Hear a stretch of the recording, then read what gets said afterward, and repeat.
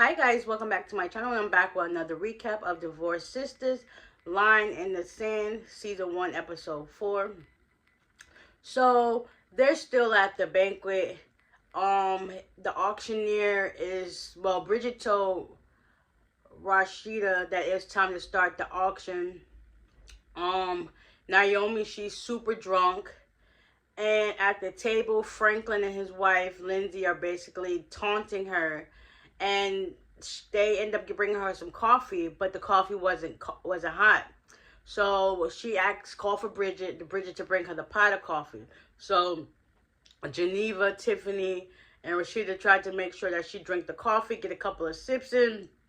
Meanwhile, Myron kept looking over at Jeff, telling him that he needs to get her out of there. And Jeff was like, maybe if she acts up again, then we'll just handle that then and there. So he was like, Rashida, get her out of here, get her out of here. And she was like, that's my friend. She's going to be here just as well. So anyways, as it comes time to start the auction, they end up doing one piece. Then when it came time for the piece that they just got out of Naomi's house, it happened to be the painting that her brother did. So Franklin interjected the auctioneer and said, let me tell you about this piece.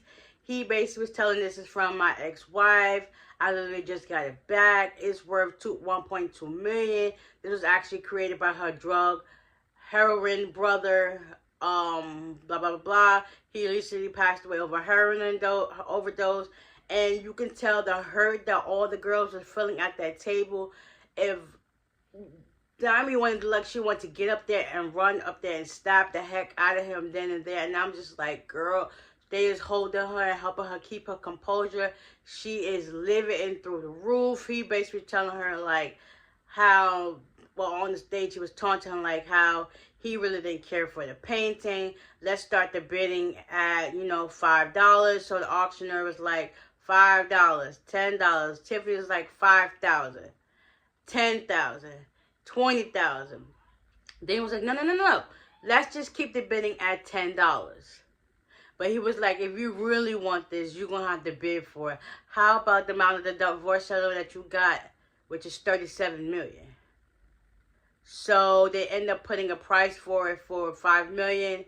And that was by Franklin. So he was like, and he went and sat back down by his wife. He was like, yeah, we could go put this in the garage. And she was like, okay. Like at one point, it looked like she felt sorry for her, the way that he did her. But now that I think about it, it don't seem like that. So after that, they was getting ready to go because Naomi felt so hurt and betrayed at the same time. Meanwhile, she can't really do nothing. She gets up like this, I'm about to go. But before that, Javon offered to take pictures of her and all the girls to like lighten the mood and change the subject. And she was like, cool, we can do that. Then you can see Geneva, she felt a little bit hurt by what he was trying to do. As she was getting up to leave, after she looked at all the pictures from Javon or whatever, Naomi got up. They helped to get up. She ended up getting a pot of coffee and pouring it towards Franklin's direction, but it ended up splashing on Jeff's arm and all on Lindsay's back. When it was time to get her out of there, the cops went to go check on them with security. They were like, arrest her. So now Naomi's going to jail. Lindsay and Franklin are on their way to the hospital. They went to the bathroom. They checked on Jeff and everything. Rashida was going to go check on Naomi at the hospital. He was like, no, we're not. We're going to go check on the Lindsay and Franklin. It was like he literally was sitting there taunting her. And you're okay with that? Like, you and like, at this point, Jeff and Franklin are like two peas in the pot. Like, he is no better than him. Like, y'all act the same way. It's just like giving ugly, nasty vibes. So, with that being said, Jeff was like, no, I'm going to the hospital or whatever. And Myra wanted to drive from home, the pastor. And he told his wife, like, I'm going to drive the pastor home. And pastor was like, no, I'm good. I'm just going to go by myself. So that was that. Naomi, at this point, done went to jail. Geneva offered to go check on Naomi. Javon offered to go because he also had some lawyer connects. And then Tiffany wanted to tag along. You can tell Geneva right now, she's not feeling Tiffany at this moment. You basically trying to take her man, even though that's not her man. So they all three end up riding together. William decided he's gonna go home. Bridget's gonna give him a ride so that Sarah could get relief from Anika, and they could spend time together. Meanwhile, at this time, Rashida and Jeff, they're driving to the hospital, and she was like, you can just tell the way he was looking at you. I didn't even think that, but boy, now it's hit with a bombshell.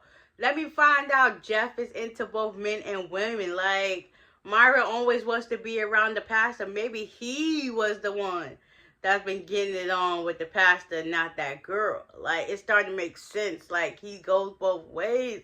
Pastor, you coming out the closet? Oh my gosh. Like, now they're getting into an argument because you could tell Rashida's crying and she feels so hurt. And she starts asking him questions like, do you even care that your son's grades are slipping? Do you even ask him questions like, do you even actually care about this family at this point? Because it's given like you're just so worried about the church and all the money that you can make. It's like, what about everything else that comes before that? Like, basically it would seem like she's saying she was there before it all. And it's like, now that you got this position, you're changing. And I don't like it, but you're still not checking in to see how things are going. But yeah, let's continue.